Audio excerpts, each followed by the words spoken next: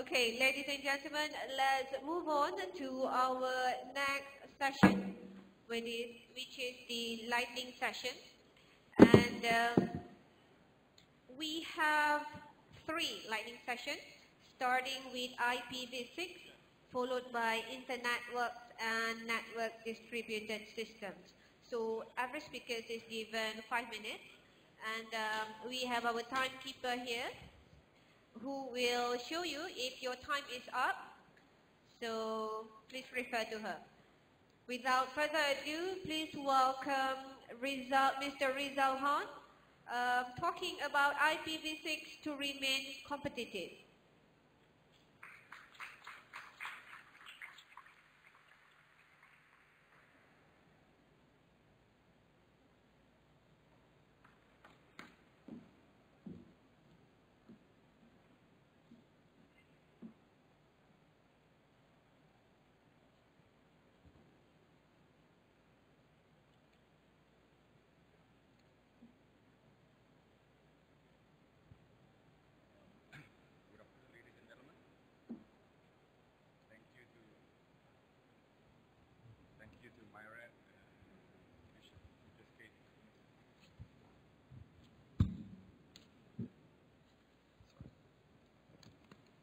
Inviting me today to be your first speaker for the lightning speed session. So I wasn't so sure about lightning speed. Is it I got to do 6 minutes or do it really fast over 6 minutes? 5 minutes then, right?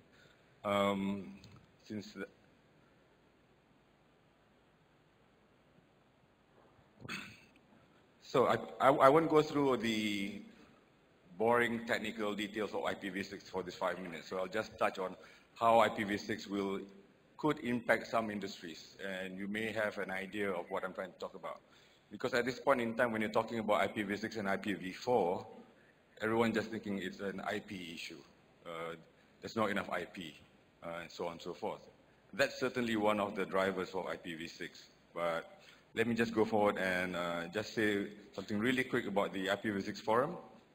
The IPv6 Forum is a organization based out of Luxembourg, and whose president is Latif Ladid. I think some of you may know him.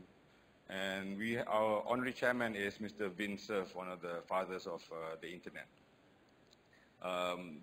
Our charter is really for promotion and adoption of IPv6 and IPv6 certification. And in every country in this world, almost, there is a chapter of IPv6 Forum. In Malaysia, it's chaired by Professor Suresh, whom you know, and also co-chaired by myself. Let's just go straight into recent developments. And this will basically show you where everything's going. Well, Apple announced recently that all iOS 9 applications must support IPv6 only networks. They're waiting for something. Something's going to happen, right? That's what it means. They're preparing for it. So these are the kind of organizations that's taken IPv6 on board in preparation of what's coming up. Soon there could be users, a point where users on IPv4 networks may not be able to access much faster and much richer IPv6 applications that will be coming online. So these are, features that people don't think about. All they think about about IPv4 and IPv6 is IP addresses. It's not it. Going forward, there's issues with IPv4 right now. There's just not enough. I think a lot of people who's going to deploy a large network is worried about this. And I think one of the things that I've learned recently, very recently, is that the prices of IPv4 has gone up. Recently, a data center in Malaysia was charging 5 ringgit per IP a month. And suddenly this year they've gone to 20 ringgit per IP. So soon there will be a cost factor to not moving to IPv6, and well, even not being prepared for the movement to IPv6. On top of that, we have the Internet of Things coming on, and I don't have to tell you about how many IPs that will be needing. Another sector that could feel the pinch is the banking sector, and especially for banks that want to grow into a hub. And when you're talking about hubs, you must be able to be accessed globally from anywhere in the world at any time. And I think China is one of the major drivers for this, because China Mobile, 30% of the network is now IPv6 only. So if you can imagine, if you're a bank in Malaysia and you're not IPv6 ready, your customers may not be able to access the websites and do the fundamental things like transferring money.